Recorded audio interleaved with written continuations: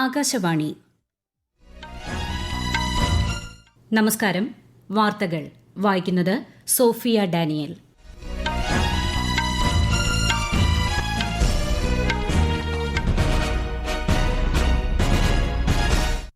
പ്രധാന വാർത്തകൾ. പ്രധാനമന്ത്രി നരേന്ദ്രമോദി ഇന്ന് മുംബൈയിൽ 29,400 കോടി രൂപയുടെ വിവിധ വികസന പദ്ധതികൾക്ക് തുടക്കം കുറിച്ചു. 7 സംസ്ഥാനങ്ങളിലെ 13 നിയമസഭാ സീറ്റുകളിലേക്കുള്ള ഉപതിരഞ്ഞെടുപ്പ് ഫലം പ്രഖ്യാപിച്ചു. കോൺഗ്രസിനും തൃണമൂൽ കോൺഗ്രസിനും 4 സീറ്റ് വീതം.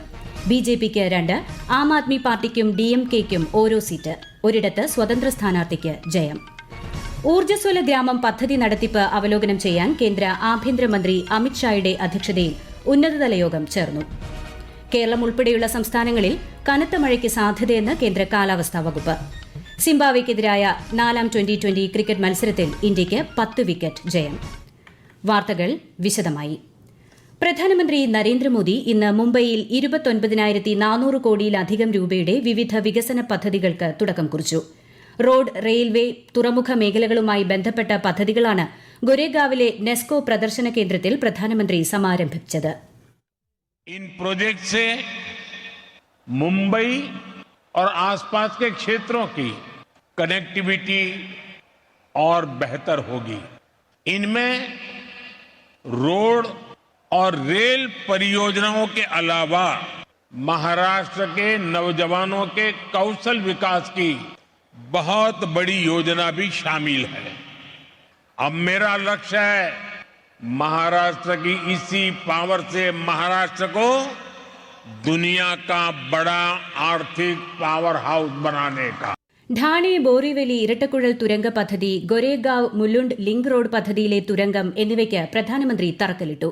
നവി മുംബൈയിൽ കല്യാൺ യാർഡിന്റെ പുനർനിർമ്മാണത്തിനും ഗതിശക്തി ബഹുതല ചരക്ക് ടെർമിനലിനും അദ്ദേഹം തറക്കല്ലിട്ടു. ഏകദേശം 5,600 കോടി രൂപ ചെലവ് വരുന്ന മുഖ്യമന്ത്രി യുവകാര്യ പ്രശിക്ഷൺ യോജനയും പ്രധാനമന്ത്രി ഉദ്ഘാടനം ചെയ്തു. 7 സംസ്ഥാനങ്ങളിലായി 13 നിയമസഭാ സീറ്റുകളിലേക്ക് നടന്ന ഉപതെരഞ്ഞെടുപ്പിന്റെ ഫലം പ്രഖ്യാപിച്ചു. കോൺഗ്രസും തൃണമൂൽ കോൺഗ്രസും 4 വീതം സീറ്റിലും ബിജെപി 2 സീറ്റിലും ആം ആദ്മി പാർട്ടിയും ഡിഎംകെയും ഓരോ സീറ്റിലും ജയിച്ചു. സ്വതന്ത്ര സ്ഥാനാർത്ഥിയാണ് ഒരു സീറ്റിൽ വിജയിച്ചത്. വിശദാംശങ്ങളിലേക്ക്. ബീഹാർ, ഹിമാചൽ പ്രദേശ്, മധ്യപ്രദേശ്, പഞ്ചാബ്, തമിഴ്നാട്, ഉത്തരാഖണ്ഡ്, പശ്ചിമബംഗാൾ സംസ്ഥാനങ്ങളിലാണ് കഴിഞ്ഞ ബുധനാഴ്ച ഉപതെരഞ്ഞെടുപ്പ് നടന്നത്. ഉത്തരാഖണ്ഡിലെ ബദരിനാഥ്, മംഗ്ലോർ, ഹിമാചൽ പ്രദേശിലെ ഡേര, നാലാഗഡ് എന്നിവിടങ്ങളിലാണ് കോൺഗ്രസ് സ്ഥാനാർത്ഥികൾ വിജയിച്ചത്. പശ്ചിമബംഗാളിലെ റായ്ഗഞ്ച്, റാണാഘട്ട് ദക്ഷിൻ, മാനിക്തല, ബാഗ്ദ സീറ്റുകളിലാണ് തൃണമൂൽ കോൺഗ്രസിന്റെ വിജയം. പഞ്ചാബിലെ ജലന്ധർ വെസ്റ്റിൽ ആം ആദ്മി പാർട്ടി സ്ഥാനാർത്ഥി വിജയിച്ചു. തമിഴ്നാട്ടിലെ വിക്രവാണ്ടി മണ്ഡലത്തിൽ ഡിഎംകെ സ്ഥാനാർത്ഥിയും ബീഹാറിലെ രൂപോളി മണ്ഡലത്തിൽ സ്വതന്ത്ര സ്ഥാനാർത്ഥിയും വിജയിച്ചു. ബിജെപിക്ക് ഹിമാചൽ പ്രദേശിലെ ഹമീർപൂർ, മധ്യപ്രദേശിലെ അമർവാര സീറ്റുകളിലാണ് ജയിക്കാനായത്. News desk, Akashvani. രാജ്യത്തിന്റെ അതിർത്തി ഗ്രാമങ്ങളുടെ സമഗ്ര വികസനത്തിനായി കേന്ദ്ര സർക്കാർ പ്രതിജ്ഞാബദ്ധമാണെന്ന് കേന്ദ്ര ആഭ്യന്തരമന്ത്രി അമിത്ഷാ. ന്യൂഡൽഹിയിൽ ഊർജ്ജസ്വല ഗ്രാമം പദ്ധതിയുടെ അവലോകന യോഗത്തിൽ സംസാരിക്കുകയായിരുന്നു അദ്ദേഹം. പ്രദേശവാസികൾക്ക് തൊഴിലവസരങ്ങൾ നൽകേണ്ടതിന്റെ ആവശ്യകത അദ്ദേഹം ചൂണ്ടിക്കാട്ടി. അതിർത്തി ഗ്രാമങ്ങളിൽ വിന്യസിച്ചിരിക്കുന്ന സേനാ വിഭാഗങ്ങൾ പ്രാദേശിക കാർഷിക കരകൌശല ഉൽപ്പന്നങ്ങളുടെ വിപണനം പ്രോത്സാഹിപ്പിക്കണമെന്നും അഭിപ്രായപ്പെട്ടു.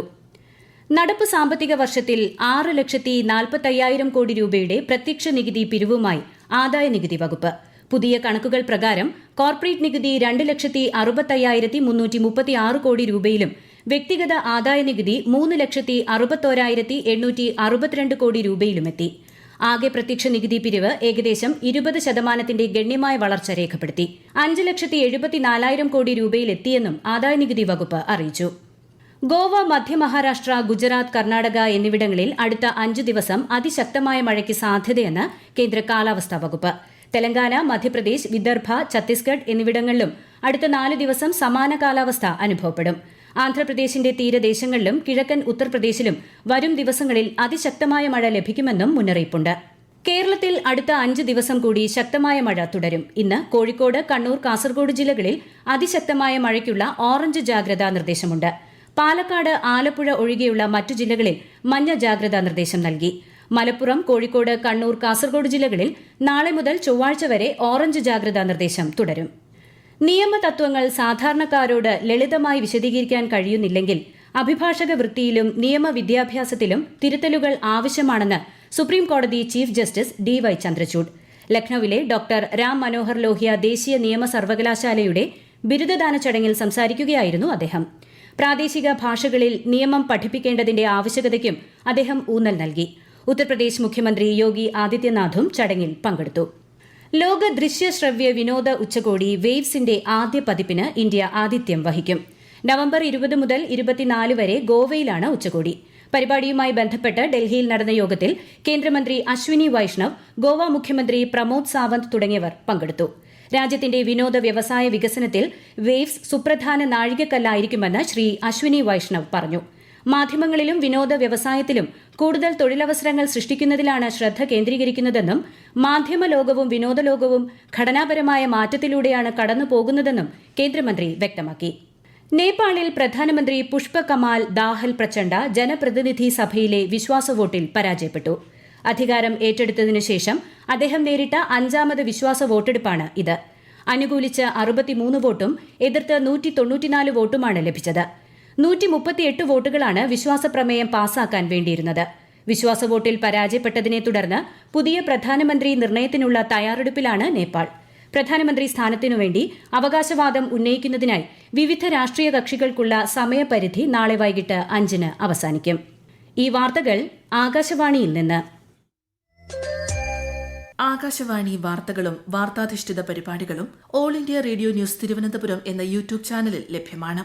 കൂടുതൽ വാർത്തകൾക്കായി @AllIndia Radio News തിരുവനന്തപുരം എന്ന ഫേസ്ബുക്ക് പേജും @AR_News_TVM എന്ന എക്സ് ഹാൻഡിലും സന്ദർശിക്കാം. നിതി ആയോഗ് സുസ്ഥിര വികസന സൂചികയിൽ കേരളം ഇന്ത്യയിൽ വീണ്ടും ഒന്നാമതെത്തിയത് ജനക്ഷേമവും സാമൂഹ്യ പുരോഗതിയും മുൻനിർത്തി LDF സർക്കാർ നടത്തുന്ന പ്രവർത്തനങ്ങൾക്കും അതിന് ജനങ്ങൾ നൽകുന്ന പിന്തുണയ്ക്കുമുള്ള അംഗീകാരമാണെന്ന് മുഖ്യമന്ത്രി പിണറായി വിജയൻ. ആരോഗ്യം, വിദ്യാഭ്യാസം, ലിംഗസമത്വം, പരിസ്ഥിതി, ശുദ്ധജലം തുടങ്ങി 16 വികസന ലക്ഷ്യങ്ങൾ അടിസ്ഥാനമാക്കി തയ്യാറാക്കുന്ന പട്ടികയിൽ കേരളം തുടർച്ചയായി 1ാം സ്ഥാനത്താണെന്നും മുഖ്യമന്ത്രി ചൂണ്ടിക്കാട്ടി. കേരളത്തിൽ +1 പ്രവേശനത്തിന്റെ പേരിൽ രാഷ്ട്രീയ മുതലെടുപ്പ് നടത്താൻ ശ്രമമെന്ന് വിദ്യാഭ്യാസ മന്ത്രി വി ശിവൻകുട്ടി. മലപ്പുറം, കാസർഗോഡ് ജില്ലകളിലായി പുതുതായി അനുവദിച്ച 138 ബാച്ചുകളിലായി 8280 കുട്ടികൾക്ക് കൂടി പ്രവേശനം ലഭിക്കുന്നതിനുള്ള സാഹചര്യം ഒരുക്കിയിട്ടുണ്ട്. സർക്കാർ പ്രഖ്യാപനത്തെ പ്രതിപക്ഷ നേതാവും ഉപനേതാവും സ്വാഗതം ചെയ്തതാണെന്നും മന്ത്രി വ്യക്തമാക്കി. തിരുവനന്തപുരത്ത് തമ്പാനൂർ ആമയിഴഞ്ചാൻ തോട് വൃത്തിയാക്കാൻ ഇറങ്ങുന്നതിനിടെ കാണാതായ ശുചീകരണ തൊഴിലാളി ജോയിക്കായുള്ള തിരച്ചിൽ ഊർജിതമായി തുടരുന്നു. രാവിലെ 10ഓടെയാണ് അപകടം നടന്നത്. തോട് വൃത്തിയാക്കാൻ ഇറങ്ങിയ ജോയ് ഒഴുക്കിൽപ്പെടുകയായിരുന്നു. അഗ്നിരക്ഷാസേനയുടെയും പോലീസിന്റെയും നേതൃത്വത്തിൽ 50ഓളം പേരാണ് രക്ഷാപ്രവർത്തനത്തിൽ ഏർപ്പെട്ടിരിക്കുന്നത്. ജമ്മുകശ്മീരിലെ അമർനാഥ് യാത്രയുടെ പശ്ചാത്തലത്തിൽ മന്ത്രാലയത്തിന്റെ മുന്നൊരുക്കങ്ങൾ ആരോഗ്യ സെക്രട്ടറി അപൂർവ ചന്ദ്ര വിലയിരുത്തി. ഓക്സിജൻ സിലിണ്ടറുകളുള്ള ആംബുലൻസ് സർവീസ് തീർത്ഥാടകർക്കായി സജ്ജമാക്കിയിട്ടുണ്ടെന്ന് അദ്ദേഹം മാധ്യമങ്ങളോട് പറഞ്ഞു. തീർത്ഥാടന യാത്രയുടെ ആദ്യ 15 ദിവസം 2,50,000 പേരാണ് എത്തിയത്. ബേസ് ക്യാമ്പുകളിൽ മികച്ച മെഡിക്കൽ സൌകര്യങ്ങൾ ഒരുക്കിയിട്ടുണ്ടെന്നും ആരോഗ്യ സെക്രട്ടറി അറിയിച്ചു. സിംബാബ്വെക്കെതിരായ 4ാം T20 ക്രിക്കറ്റ് മത്സരത്തിൽ ഇന്ത്യയ്ക്ക് 10 വിക്കറ്റ് ജയം. ടോസ് നഷ്ടപ്പെട്ട് ബാറ്റിംഗിനിറങ്ങിയ സിംബാബ്വെ നിശ്ചിത 20 ഓവറിൽ 7-ന് 152 റൺസ് എടുത്തു. ഇന്ത്യ 16ാം ഓവറിൽ വിക്കറ്റ് നഷ്ടമാകാതെ ലക്ഷ്യത്തിലെത്തി. ഇന്ത്യയ്ക്കായി യശസ്വി ജയ്സ്വാൾ അർദ്ധ സെഞ്ചുറി നേടി. ഇതോടെ 5 മത്സര പരമ്പരയിൽ ഇന്ത്യ 3-1-ന് മുന്നിലെത്തി. വിംബിൾഡൺ ടെന്നീസ് വനിതാ സിംഗിൾസിൽ ചെക്ക് റിപ്പബ്ലിക് താരം ബാർബറ ക്രെച്ചേക്കോവയും ഇറ്റലിയുടെ ജാസ്മിൻ പവോലിനിയും തമ്മിലുള്ള കിരീട പോരാട്ടം പുരോഗമിക്കുന്നു. പുരുഷ സിംഗിൾസ് ഫൈനലിൽ നാളെ നൊവാക് ജോക്കോവിച്ച് കാർലോസ് അൽക്കാരസുമായി ഏറ്റുമുട്ടും. യൂറോ കപ്പ് ഫുട്ബോൾ കലാശ പോരാട്ടത്തിൽ സ്പെയിൻ നാളെ ഇംഗ്ലണ്ടിനെ നേരിടും. നാളെ അർദ്ധരാത്രിയാണ് മത്സരം. 4ാം കിരീടം ലക്ഷ്യമിട്ടാണ് സ്പെയിൻ ഇറങ്ങുന്നത്. ഇംഗ്ലണ്ടിന് തുടർച്ചയായ 2ാം ഫൈനലാണിത്. കോപ്പ അമേരിക്ക ഫുട്ബോളിൽ 3ാം സ്ഥാനക്കാർക്കായി നടക്കുന്ന മത്സരത്തിൽ യുറുഗ്വേ നാളെ കാനഡയെ നേരിടും. പ്രധാന വാർത്തകൾ വീണ്ടും. പ്രധാനമന്ത്രി നരേന്ദ്രമോദി ഇന്ന് മുംബൈയിൽ 29,400 കോടി രൂപയുടെ വിവിധ വികസന പദ്ധതികൾക്ക് തുടക്കം കുറിച്ചു. 7 സംസ്ഥാനങ്ങളിലെ 13 നിയമസഭാ സീറ്റുകളിലേക്കുള്ള ഉപതെരഞ്ഞെടുപ്പ് ഫലം പ്രഖ്യാപിച്ചു. കോൺഗ്രസിനും തൃണമൂൽ കോൺഗ്രസിനും 4 സീറ്റ് വീതം. BJPക്ക് 2, ആം ആദ്മി പാർട്ടിക്കും DMKയ്ക്കും ഓരോ സീറ്റ്. ഒരിടത്ത് സ്വതന്ത്ര സ്ഥാനാർത്ഥിക്ക് ജയം. ഊർജ്ജസ്വല ഗ്രാമം പദ്ധതി നടത്തിപ്പ് അവലോകനം ചെയ്യാൻ കേന്ദ്ര ആഭ്യന്തരമന്ത്രി അമിത്ഷായുടെ അധ്യക്ഷതയിൽ ഉന്നതതല യോഗം ചേർന്നു. കേരളം ഉൾപ്പെടെയുള്ള സംസ്ഥാനങ്ങളിൽ കനത്ത മഴയ്ക്ക് സാധ്യതയെന്ന് കേന്ദ്ര കാലാവസ്ഥാ വകുപ്പ്. സിംബാബ്വെക്കെതിരായ 4ാം T20 ക്രിക്കറ്റ് മത്സരത്തിൽ ഇന്ത്യയ്ക്ക് 10 വിക്കറ്റ് ജയം. വാർത്തകൾ കഴിഞ്ഞു. അടുത്ത വാർത്താ പ്രക്ഷേപണം 8:35-ന്.